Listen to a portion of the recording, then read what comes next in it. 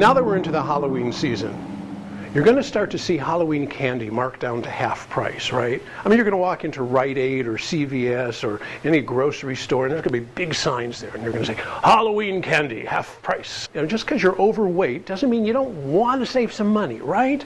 So you say to yourself, wow, I'd like to get some of that candy because I can save some money.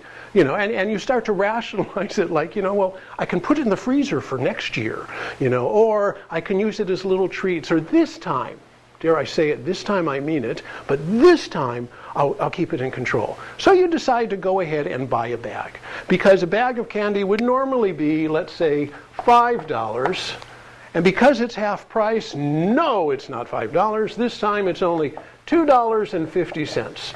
You say to yourself, I can save $2.50. What a great deal. Well, I'm here to tell you that that is the most expensive candy you are ever going to buy in your life.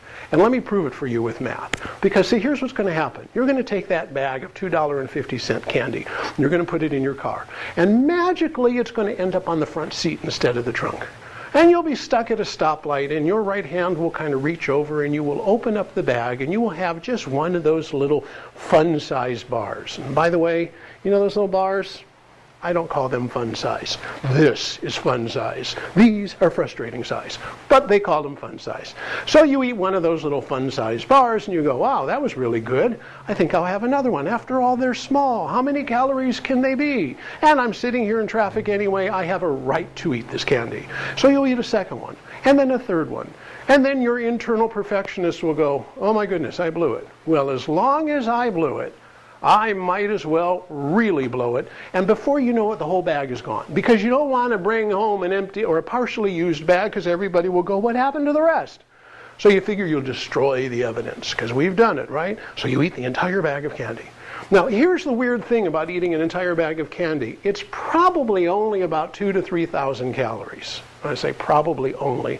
The reality is, if you only ate the bag of candy and you stopped right there, the damage would be a pound or 2 pounds. I mean, that's really it, because it takes 3,500 calories to gain a pound. So maybe you'd put on a pound, maybe you'd put on 2.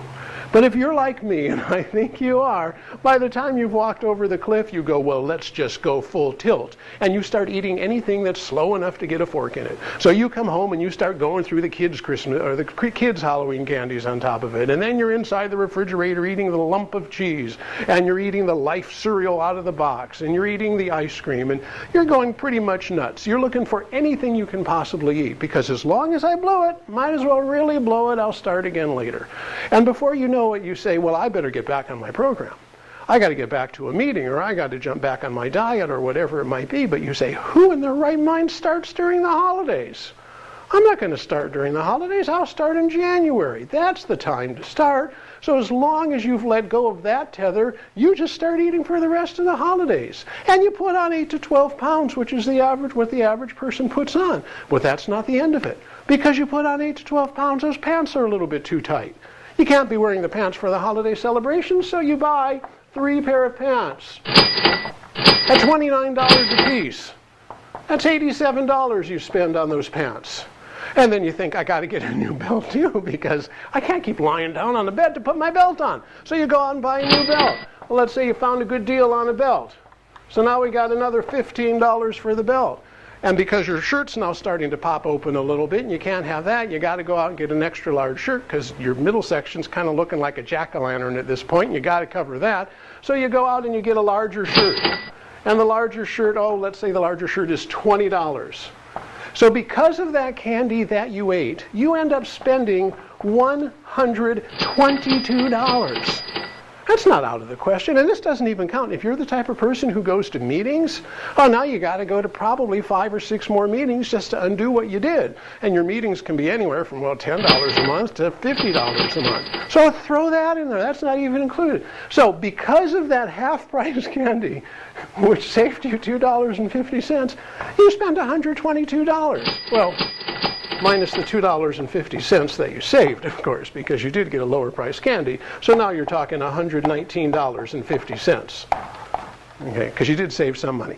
$119.50 for stale chocolate? Really? I mean, the way I look at it is if I'm going to go ahead and buy candy, it's not going to be stale chocolate, it's going to be Godiva or something good. Stay away from the half-price candy when you go in the stores. Take the money, save it, buy yourself something fun. I'm Scott, treat yourself special, and we'll be back with the next video soon.